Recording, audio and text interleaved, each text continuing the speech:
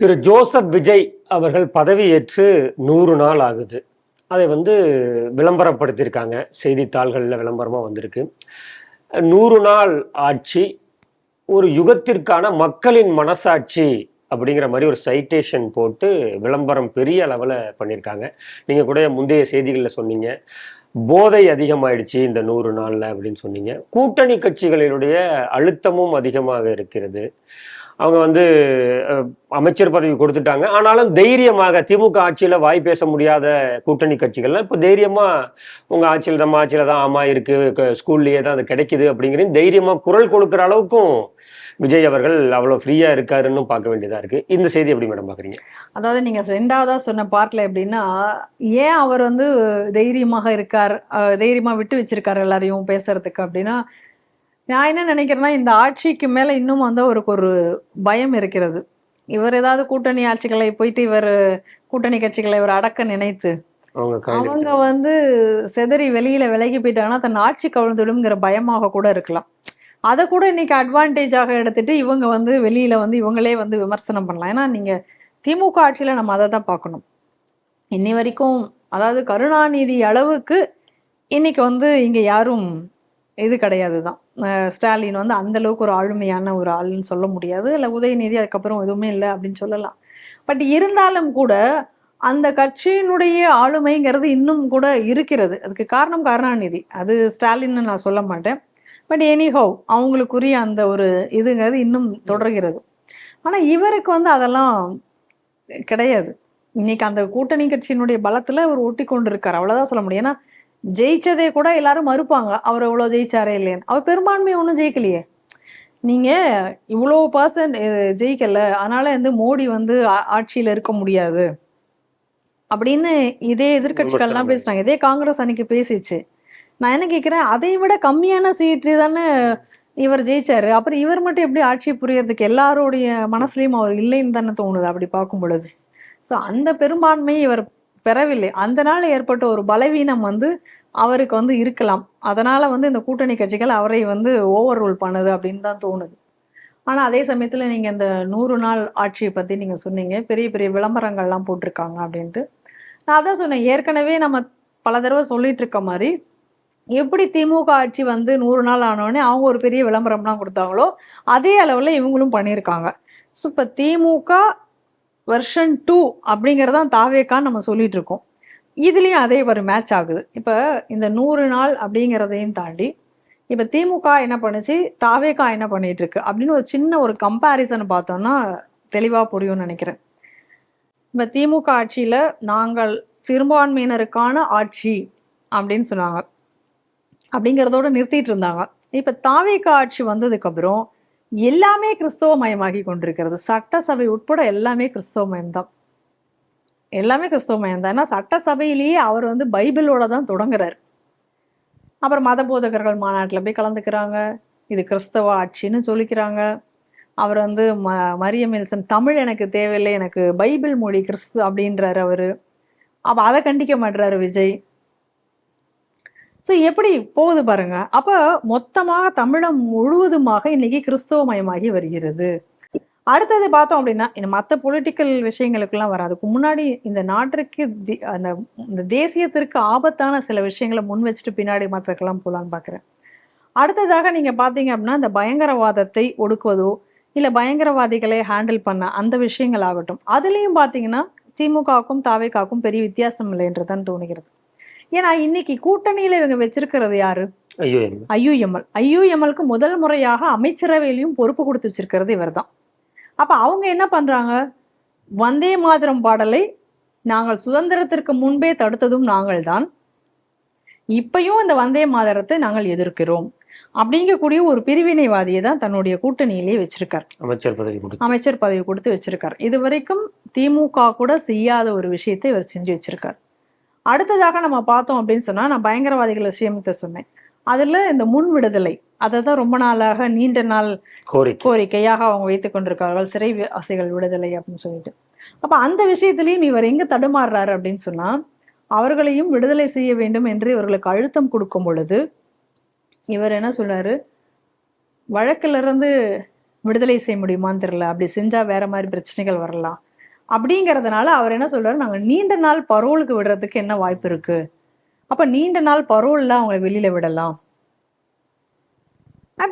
அப்ப பெரிய வித்தியாசம் இல்லையா? ஏன்னா நீங்க திமுக ஆட்சியில் இருக்கும் போதும் பாத்தீங்களா இந்த மாதிரி பல பேரை பரோல்ல வெளியில விட்டுருக்காங்க. இப்ப ஏற்கனவே ஒரு ஆளை வந்து இந்த மாதிரி இதற்கு முன்னோட்டமாக ஒரு பயங்கரவாதி இன்னைக்கு விஜய் அரசு வெளியே விட்டுருக்காங்க. சித்திக் அப்படின்னு நினைக்கிறேன் ஒரு அவங்க பேரு, வெளில விட்டுருக்காங்க அவனை. அதை பார்க்கிறோம். அப்ப பெரிய வித்தியாசம் இல்லை இன்னைக்கு. அதுக்கு அடுத்ததாக நம்ம பார்க்க போறோம் அப்படின்னு சொன்னா இந்த மற்ற விஷயங்களுக்கு எல்லாரும் போறோம். ஹெச்ஆர்என்சியிலும் இன்னைக்கு பெரிய மாற்றம் என்பது கிடையாது. ஹெச்ஆர்என்சியில் என்ன பண்ணாங்க, இன்னைக்கு கரூர்ல பார்க்குறோம், கோவிலினுடைய இனாம் நிலம், அது கோவிலுடைய சர்வீஸ் பட்டா, கோவிலில் அவன் வேலை பார்க்குற வரைக்கும் அவனுக்கு அந்த நிலம் கொடுக்கப்படும். அதை எப்படி நீங்கள் விற்க முடியும்? ஆனால் அந்த நிலத்தை வந்து இன்னைக்கு அதுக்கு மேலே இருக்கிற தடையை இன்னைக்கு திமுக கூட செய்ய தயங்கிய ஒரு விஷயத்தை ஒருபடி மேலே போய் இன்னைக்கு வந்து தாவேக்கா செஞ்சிருக்கு. இப்போ இது அடுத்தது. இப்போ அதுக்கு அடுத்து பார்த்தீங்கன்னா இதெல்லாம் பிரிவினை பற்றி கோவிலாச்சு. அதுக்கு அடுத்து நீங்கள் பார்த்தீங்கன்னா நீட்டுக்கு நாங்கள் வந்து தீர்மானம் சட்டசபையில் எஃப்சிஆர்ஏ இதுக்கான தீர்மானங்கள், இது எல்லாமே திமுகவினுடைய அடுத்த வெர்ஷன் தானே. அதுக்கப்புறம் பாருங்க, வந்தே மாதரம் பாடல் முதலில் பாடுறதுக்கு எதிர்ப்பு தெரிவிப்பாங்களாம். அதற்காக தனியாக ஒரு சட்டசபையில் ஒரு தீர்மானம் இயற்றி அதில் வந்து தமிழ் தாய் வாழ்த்து தான் முதல்ல பாடுறதுன்னு கொண்டு வருவாங்க. ஆனால் அதே கிறிஸ்துவ நிகழ்ச்சி வந்துச்சுன்னா அதில் அமைச்சர்கள் போய் கலந்துக்குவாங்க. ஆனால் அந்த நிகழ்ச்சியில் முதல்ல பாடக்கூடியது கிறிஸ்துவ பாடல், அதுக்கப்புறம் தான் தமிழ் தாய் வாழ்த்து பாடுவாங்களாம். அப்போ வந்தே மாதரத்தை விட அந்த கிறிஸ்துவ பாடல் மேலானதுன்னு அப்படின்னு நிரூபிக்கிறாங்க. அப்போ இதுதானே திமுகவோட நிலைப்பாடும். திமுகவும் இதே போலதான் பிரிவினை உள்ள மாதிரியான விஷயங்கள் எல்லாம் ஏற்கனவே செஞ்சது. அதுக்கடுத்து இந்த டாஸ்மாக் ஊழல், அந்த டாஸ்மாக் ஊழல் பத்தி வரும்பொழுது 10 ரூபா பாலாஜி அப்படின்னு சொல்லி இவர் தான் பெரிய அளவில் பாடல்லாம் பாடி அதை வந்து பிரச்சாரம் பண்ணார். இன்னைக்கு அந்த 10 ரூபாய்ங்கிறத நடைமுறைப்படுத்திட்டாங்களே. அப்ப நடைமுறைப்படுத்தல, இன்னைக்கு அதை நடைமுறைப்படுத்திட்டாங்கல்ல, அதுக்கு ஒரு விளக்கம் வேற கொடுத்துட்டாங்களே. அதே போல பாத்தீங்கன்னா இந்த டாஸ்மாக் ஊழல், அந்த டாஸ்மாக் ஊழல்ல இன்னைக்கு ஒரு முக்கியமான விஷயம் ஒன்று நடந்திருக்கு. என்னன்னா, டெல்லியில கெஜ்ரிவால் ஜெயிலுக்கு போகிறதுக்கு காரணமாக இருந்த ஒரு கம்பெனி, சவுத் குரூப் அப்படிங்கிற ஒரு கம்பெனி, ராகவ் ரெட்டிங்கிறவர் அதில் அசோசியேட் ஆயிருக்கார். அந்த கம்பெனி தான் என்ன செஞ்சாங்க அப்படின்னு சொன்னா, அவர்களுக்கு சாதகமாக மதுபான கொள்கை எல்லாத்தையும் மாற்றி அமைச்சதாகவும் அதுக்காக பெருமளவு பணம் கைமாறப்பட்டது அப்படின்னு சொல்லிட்டு அரவிந்த் கெஜ்ரிவால் வந்து ஜெயிலுக்கெல்லாம் போனதை நம்ம பார்க்குறோம். ஆட்சியும் இழந்தார். அந்த கம்பெனி அதிக அளவுல மதுபானத்துல வந்து செயற்கை, அதாவது கெமிக்கல்ஸ் எல்லாம் கலக்குறாங்க அப்படிங்கிற குற்றச்சாட்டு அந்த இதுல இருந்தது. இன்னைக்கு அந்த கம்பெனியோட 16 மணி நேரத்துல அவங்களுடைய அதுக்காக தடை விதித்திருந்த அந்த தடையை நீக்கி இன்னைக்கு இந்த கவர்மெண்ட் வந்து அவங்களுக்கு ஆர்டர் கொடுத்துருக்குன்னு பாக்குறோம். அப்ப அங்கேயும் சரிக்கியாச்சு. அப்ப இது ஊழல் இல்லாத ஆட்சின்னு இப்ப எங்க நீங்க சொல்ல முடியுமா? அந்த மாதிரியான ஒரு பிரச்சனையும் வந்திருக்கு. அவங்க திராவிட மாடல்னா இவங்க வந்து ஒரு ரீல்ஸ் மாடல்னு வேணா வச்சுக்கலாம். எங்க போனாலும் ஒரு ரீல்ஸ் போடுறது, கீர்த்தனாவோட ரீல்ஸ் அதெல்லாம் பார்த்தோம். அதே போல இந்த கருத்து சுதந்திரத்துல பார்த்தீங்கன்னா யாரெல்லாம் இந்த ஆட்சியை எதிர்த்து விமர்சித்தாங்களோ அவர்களை உடனடியாக ஸ்டாலின் அரசு வந்து கைது பண்ணதை நம்ம பார்க்குறோம். இன்னைக்கு இந்த விஜய் அரசுலையும் கூட இவங்களை எதிர்த்து யாராச்சும் பேசுறவங்கள கைது செய்யறதை நம்ம பார்க்குறோம்.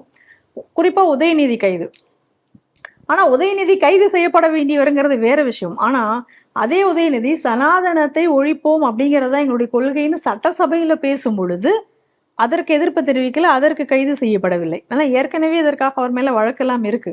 அப்படி இருந்தும் அதை வந்து அவர் எதுவும் சொல்லலை. ஆனால் இவர்களுக்கு வேண்டிய குடும்பத்தை பத்தி பேசினார் அப்படிங்கிறனால உடனே கைது செய்தார். அது ஒரு அரசியல் இதுதானே, காழ்ப்புணர்ச்சி தானே. அப்ப இந்துக்கள் விஷயத்துல இன்னைக்கு எந்த அளவுக்கு திமுக அரசு இருந்ததோ அதை விட கூர்ப்படி மேலாக தவக்க அரசு கண்டுகொள்ளாமல் தான் இருக்கிறது என்பதை பார்க்கிறோம்.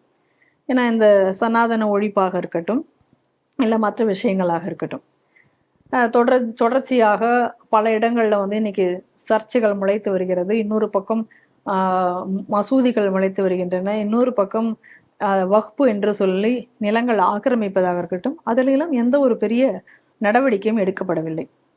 அதுக்கப்புறம் மின்சார வாரியம் இன்னைக்கு கரண்ட் பில்லுனாலே ஷாக் அடிக்கிற லெவலில் தான் இருக்கு. அதில் இலவசம்லாம் தரப்போகிறோம் அப்படின்னு சொன்னாங்க. ஆனா கடைசியா பார்த்தா எல்லாருமே சொல்றாங்க திடீர்னு அதிகமான பில் வருது அப்படிங்கிற கம்ப்ளைண்ட் தொடர்ந்து வந்துட்டு இருக்கு. அதுக்கு இது வரைக்கும் சரியான ஒரு பதில் இல்லை.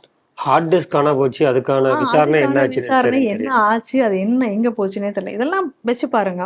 அப்புறம் ஏற்கனவே போதை பத்தி நம்ம பேசணும். போன ஆட்சியில போதை பத்தி கம்ப்ளைண்ட் கொடுத்தா என்ன நடந்ததோ அதே தான் இந்த ஆட்சியிலும் இருக்கிறது. சிறை மரணம். சிறை மரணம், லாக்அப் டெத்து, அதுலயும் மாற்றம் இல்லை. அதே போல அந்த போலீஸ் அதிகாரம், அதுலயும் எந்த பெரிய மாற்றமும் கிடையாது. சட்டம் ஒழுங்கு எகைன் தங்களுக்கு வேண்டப்பட்டவங்களுக்கு நியமனம், சட்டம் ஒழுங்கு அதே போல மோசமாகத்தான் நிலவுகிறது. இதுல பெரிய மாற்றம் எந்த இதுலயும் வரல. அப்படிங்கும் பொழுது இது எல்லாத்தையும் வைத்து நம்ம பார்க்கும் பொழுது இன்றைக்கு இந்த அரசு எப்படி இருக்கு அப்படின்னு சொன்னா, எப்படி திமுக அரசு இருந்ததோ அதை விட ஒருபடி மேலாக மோசமாக இன்னைக்கு இந்த தாவேகா அரசு என்பது இருக்கிறது. இன்னும் நிறைய சொல்லலாம், இதை சொல்லிட்டே போகலாம், அந்த அளவுக்கு இருக்கு. ஏன்னா இந்த இவங்களுடைய IUML அமைச்சராக கூடிய ஷாஜகான் இலங்கையில் உள்ளவர்களை போய் சந்திக்கக்கூடிய நபர்கள், அது குறித்து சந்தேகம் எழுப்பப்பட்டு அவர் மேல விசாரணை வரும் அப்படின்றலாம் கூட செய்திகள் வந்தது. ஆனா இது வரைக்கும் அது என்னாச்சு அப்படின்னு தெரியல. அதே போல சிறுபான்மை கமிஷனுக்கு போடக்கூடிய ஆட்கள் எல்லாம் பாருங்க, அவங்க இந்த அரசு ஜோ அருண் போட்டுச்சுன்னா, அந்த ஜோ அருண் யாரு, பாடத்திட்டங்கள்லயே நான் மாத்தினேன்னு வெளிப்படையாகவே சொன்ன, கிறிஸ்தவ கருத்துக்களை பொறுத்தினேன்னு சொன்னவர். இப்போ வந்து ஃபெலிக்ஸ் ஜெரால்டை இவங்க போட்டிருக்காங்க சிறுபான்மை பிரிவுக்கு. இப்ப கிறிஸ்தவ மயமாக்குதலை எங்கேயுமே நிறுத்தல. அதே போல பாடத்திட்டம் கழகத்துக்கு வந்து பாத்தீங்கன்னா லியோனி அவங்க போட்டிருந்தாங்க, லயோலமணி. பெரிய மாற்றம் எதுவுமே கிடையாது. இந்த மாதிரியான ஒரு போக்கு தான் இன்னைக்கு தாவேகா அரசு இருக்கிறது.